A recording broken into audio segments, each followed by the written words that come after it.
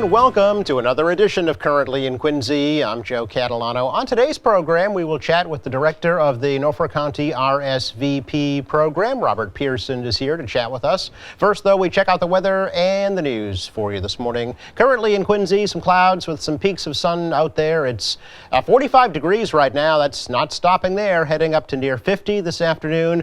There'll be more clouds than sun, but it'll be a dry day and really not cooling down much tonight. Temperatures only dipping into the mid-40s. That sets the stage for a pretty mild Saturday, cloudy and, dare I say, warm tomorrow with highs into the low 60s. Even warmer on Sunday. Comes with some showers, especially Sunday morning. Be kind of breezy too Sunday, but highs into the mid-60s and a little bit more normal for Sunday night, dipping into the mid-30s, partly sunny. And still pretty mild for this time of year on Monday, with a high Monday into the mid-40s. 45 clouds in Quincy right now. In the news today, Quincy Mayor Thomas Koch wants to tear down the so-called new City Hall and the Monroe Building in Quincy Center and replace them with a Performing Arts Center and a 15-story building for city offices and Quincy College. During his inaugural speech at Old City Hall this past Monday, Koch said both projects are still in the preliminary stages. However, he says they will both add to the economic redevelopment of Quincy Center. This is a big idea. I understand that, and it's a long way from fruition, but we've matured so much as a city over these past years, and I believe we are ready. Our downtown is once again bustling. Businesses are beginning to thrive. People are choosing to live in the heart of our downtown. A large commercially viable complex for performing arts is the logical next step. We're already the historic capital of our region. I see no reason why Quincy should not be the cultural capital south of Boston.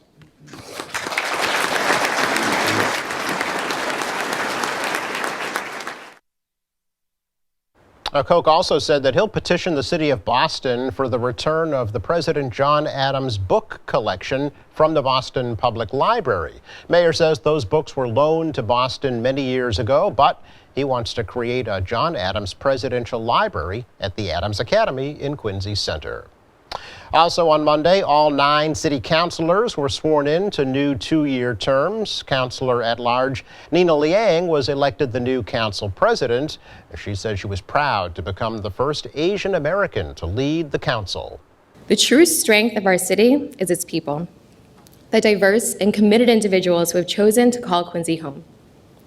Today's city council, today, more than ever in our city's history, reflects that broad and diverse population of our neighbors and of our friends. The council's strength relies on this diversity of backgrounds, of opinions, and priorities. In virtually every sector of the community and from every corner of our city, this is a council of mothers and fathers, of public servants and private entrepreneurs. We are attorneys, small business owners, marketing and financial advisors, civil servants, and directors of local nonprofits. We represent families of first-generation immigrants, as well as those who have called Quincy home for hundreds of years. But regardless of upbringing or background, regardless of how we've come here today, we all share one important thing in common. We all care about the future of this community, our home, Quincy. Liang replaces Ward 2 Councilor Brad Crowell as the council president. She was first elected to office in 2015. One of the main goals of the City Council this new year will be to bring a city-owned internet service to residents. That plan was introduced by Ward 3 Councilor Ian Kane last year. He says there's been a strong interest in the proposal so far. So far, we've had a tremendously positive response from residents around the city in terms of filling out the survey that we've put at www.quincyfiber.com, which we still encourage people to participate. As we go forward with this very public and resident-driven process, we'll be launching the same survey that's going to go out with the city census in January, so you'll have another chance to fill that out in person. But today I'm pleased to introduce and welcome the CEO of Entry Point Networks, Jeff Christensen, who has been behind the scenes with Mr. Walker, the mayor, and myself, setting the stage for this project. We've been trying to understand what's going to go into developing this network in the city, and we've been obviously at the point where we're getting feedback through the public process. So today is really to understand a little bit more about how that process is going to roll out over the next coming months. A company called Entry Point Networks is working with the city to help develop the new internet service that supporters say could lower the cost of internet in Quincy to $50 per month. Oh, it's not free to park at the new parking garage at the former Hancock parking lot in Quincy Center anymore. That free parking ended on January 6th after opening on December 16th. The rates are now $1 per hour up to 6 hours, then $12 from 6 to 8 hours, $25 for anything 8 hours and over. Officials say the spike in rates is aimed at discouraging MBTA users from parking all day in the garage. Some of the spaces in that 712-space garage are reserved for tenants in the new Nova Residences apartment building and the new Chestnut Place apartment building that is currently under construction.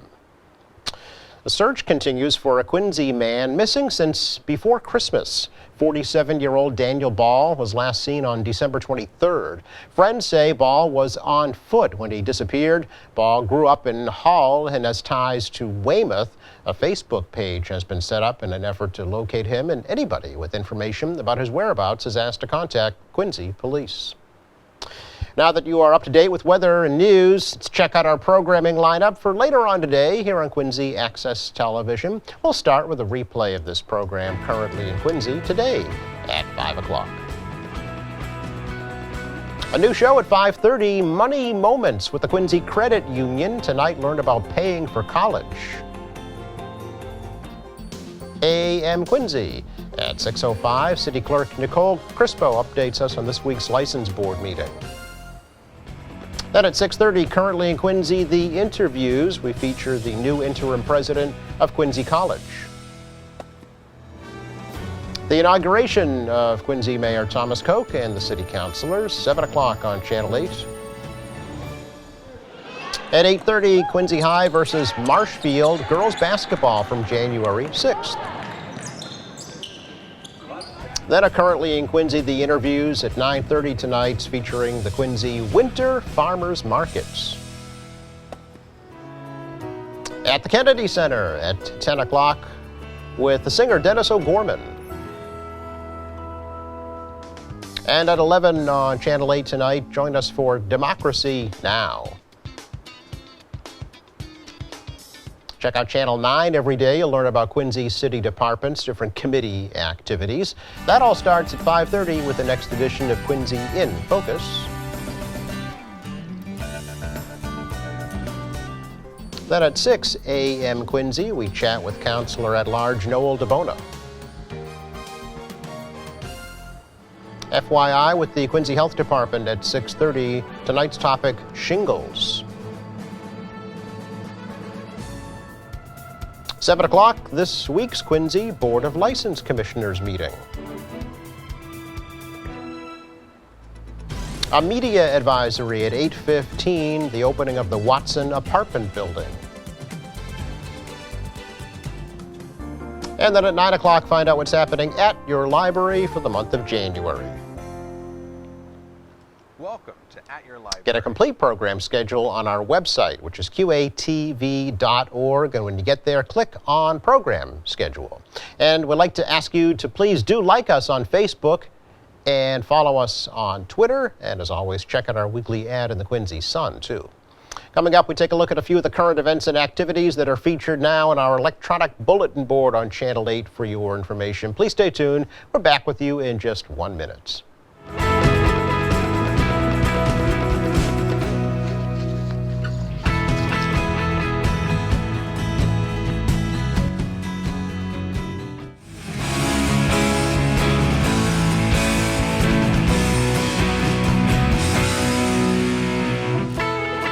preview of what's to come. We'll take a look at some of the current events and activities that are featured right now on our electronic bulletin board on Channel 8's, like that one, the Quincy Parks Department's Environmental Treasures program. This is tonight, actually. It's a full moon tour of Marymount Park at 6 o'clock.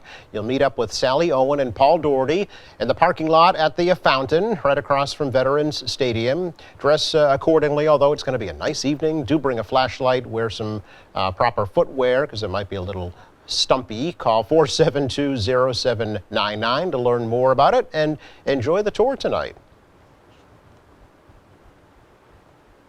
Quincy Art Association's winter class schedule for adults and children will begin on January 27th for all levels. There are classes in drawing, ink wash, pastels, oil, clay, and much more. Their website is quincyartma.org, where you'll get all the details.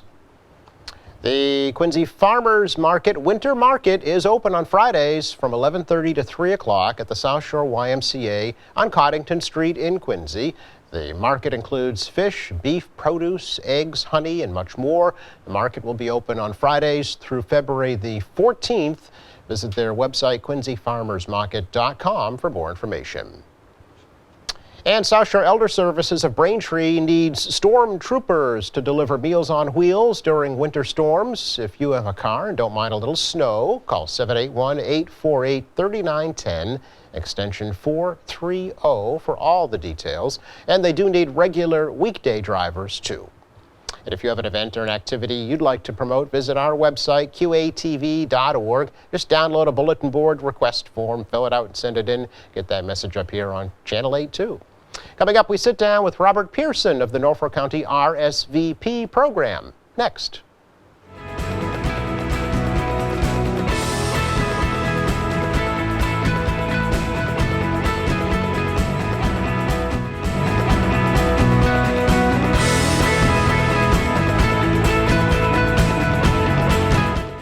Welcome back. We're so pleased to welcome back to the program again Robert Pearson, the director of the Norfolk County RSVP program, to talk about many different volunteer opportunities that you might be able to partake of here in the new year. Robert, nice to see you again.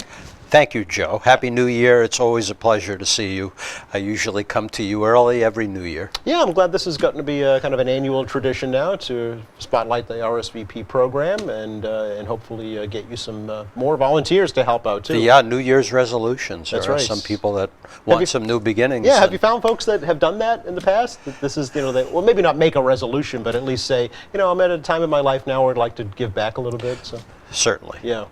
Certainly, there's a baby boomer generation, and more and more people are coming and saying, I have more free time, I'm retired, Right. What can I do that'll just take one morning or one afternoon a week? Yeah, and that's really what it's all about, right? It's at your leisure, at your convenience. It to is. give It as is. much The as you'd volunteers could do no wrong. I Right. mean, the volunteers are there to give what they can, Sure. and it's a wonderful opportunity. like. So a little bit about the program, if you could first, just kind of an overview of what the RSVP program is. Absolutely. For your listeners who don't know it, RSVP stands for Retired and Senior Volunteer Program. Okay. But we call it your invitation to community service, Okay. like an RSVP. Sure. Our parent organization is the National Senior Corps, which they're hoping to get the word out on more.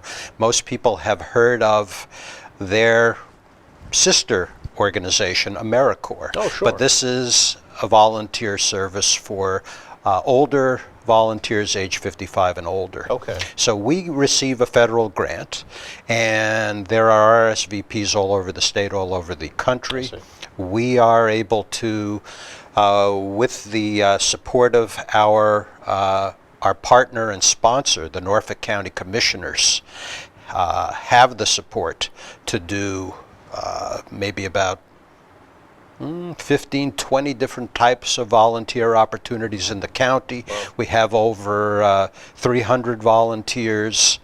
Our primary focus areas are serving vets, elementary school tutoring, Meals on Wheels driving, and friendly visiting. Sure. And we offer great great support and benefits like supplemental mileage reimbursement and supplemental accident and liability insurance for volunteers. This is kind of a historic year for the RSVP program, right? It is very exciting. This is our 30th year of existence. Wow. And we're going to whoop it up in a big way as every year we have a volunteer recognition luncheon at Lantana's in Randolph with over 200 people attending. Sure. So this year we will have a especially great extravaganza. Already a cake has been talked about. And Commissioner Joe Shea, who's the former town clerk of Quincy, is a key player for us in our developments and at the luncheon. Absolutely, yeah. So let's talk a little bit, if we can, about some of the opportunities that are available this year. Be happy to. Be happy to. So your focus, our focus is Quincy. Quincy is really the place where we have the greatest number of volunteers, It's the given only that it's real city in Norfolk County, it's right? a real I will agree. I mean, I know, Braintree and Weymouth have city forms of government, but Quincy was chartered as a city and is the biggest one in the county, certainly, yeah. Absolutely true. I'd say one of the newer developments that we have had is a new friendly visitor partnership with the Massachusetts Association for the Blind and Visually Impaired. Okay.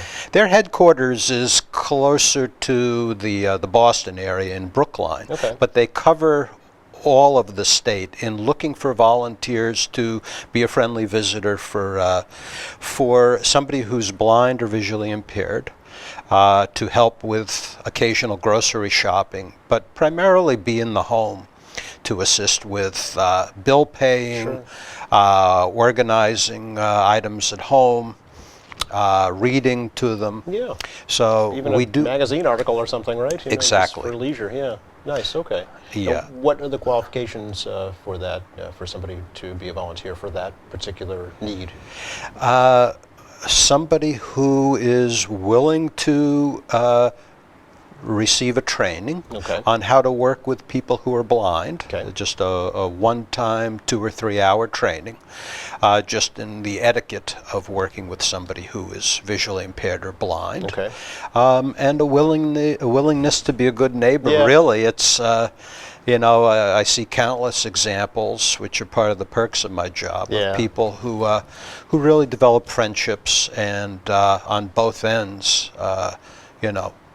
people who volunteers that say, these people are amazing. I Yes. can't believe how capable they are Yes. while having this limitation, and just willingness to do a good deed. Sure. We have about a need for 10 volunteers in Quincy Is right that now right? Wow, for okay. this particular friendly visiting program Okay. through the Mass Association. Okay, and I know that your volunteers, you vet them beforehand, right, to make sure that everybody's on the up and up and there's no issues at all?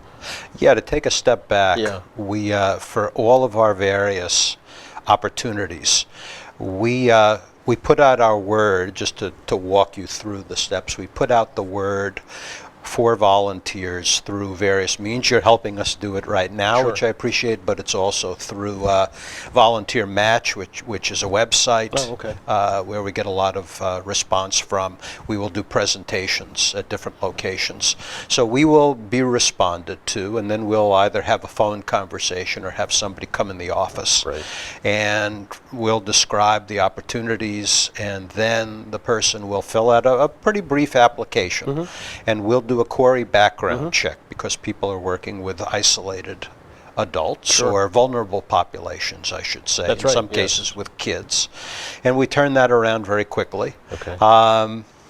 And based on the need, we will then refer them to a partner site, and they'll get rolling pretty quickly.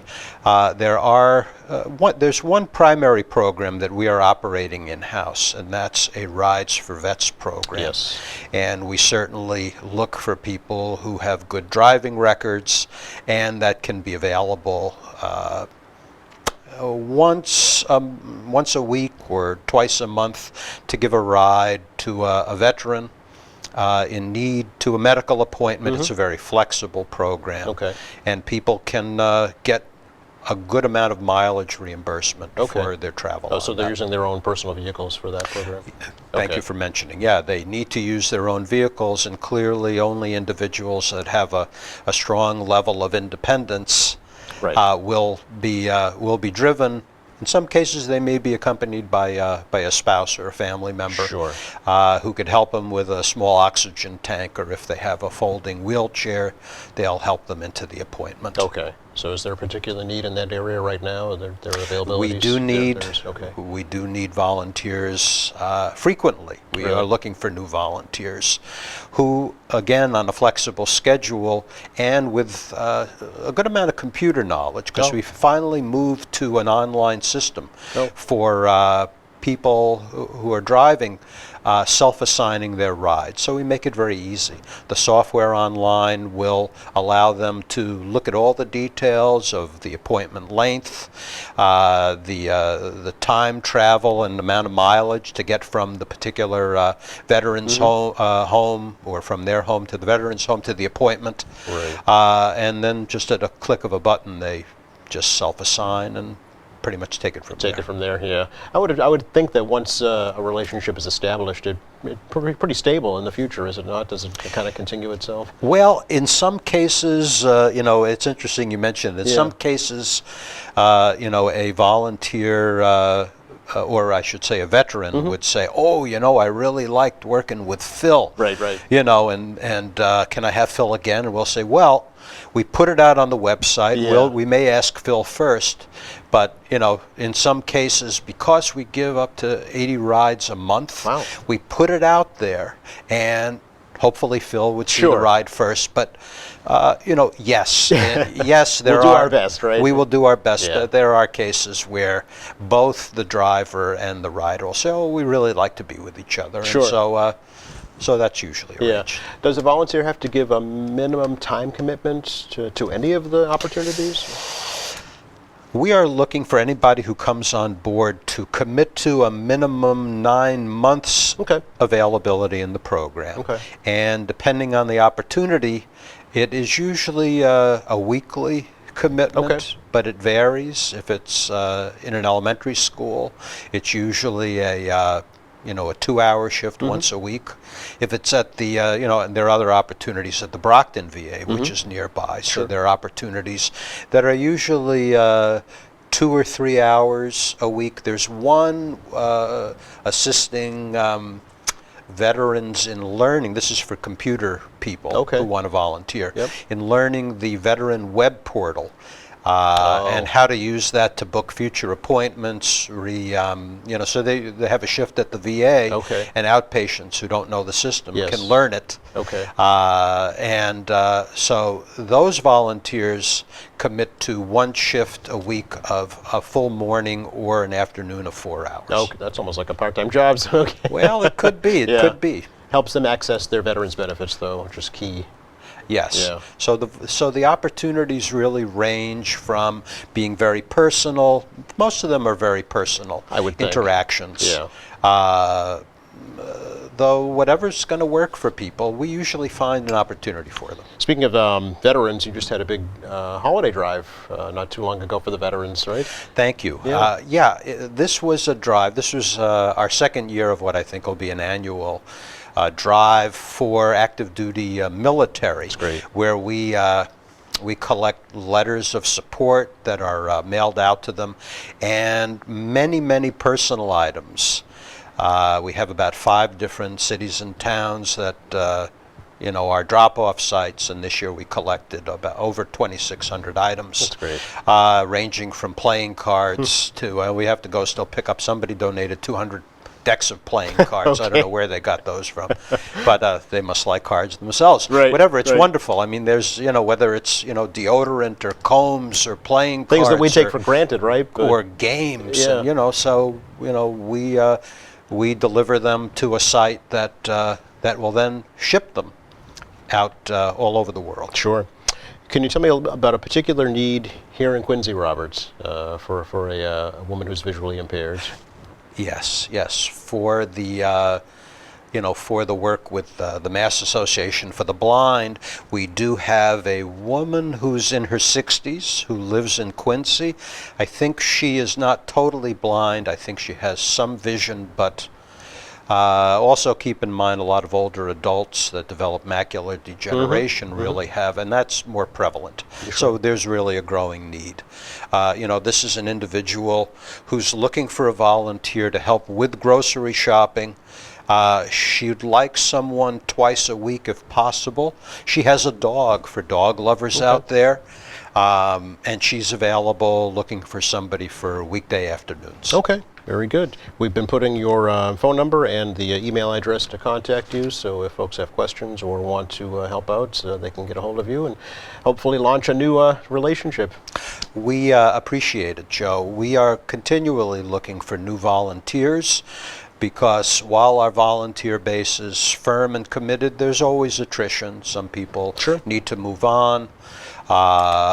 Though I'd say the average age of one of our volunteers is, I'd say, about 72. Okay. We have volunteers as young as 55. Okay. They couldn't be younger based on our grant, Right. but as old as 92. Wow, that's great. That's wonderful. Thanks for coming by, Robert. Nice to see you again. Always a pleasure. See you next year, Yes, indeed, or if not sooner. if not sooner. Just enough time to take a look at the forecast for you for the rest of the day today. Kind of what you see is what you get. Cloudy. It's warming up to around 50 this afternoon. Even a little warmer tomorrow with clouds. Warmer still with showers on Sunday. Back to normal on Monday. Thanks again to Robert Pearson from the Norfolk County RSVP program. A pleasure. Happy New Year, everybody. Thanks for your support. Thanks to our crew, and thank you for watching. Monday at 11:30, Lisa Braxton's here from the National Fire Protection Association on another edition of Currently in Quincy. We'll see you then.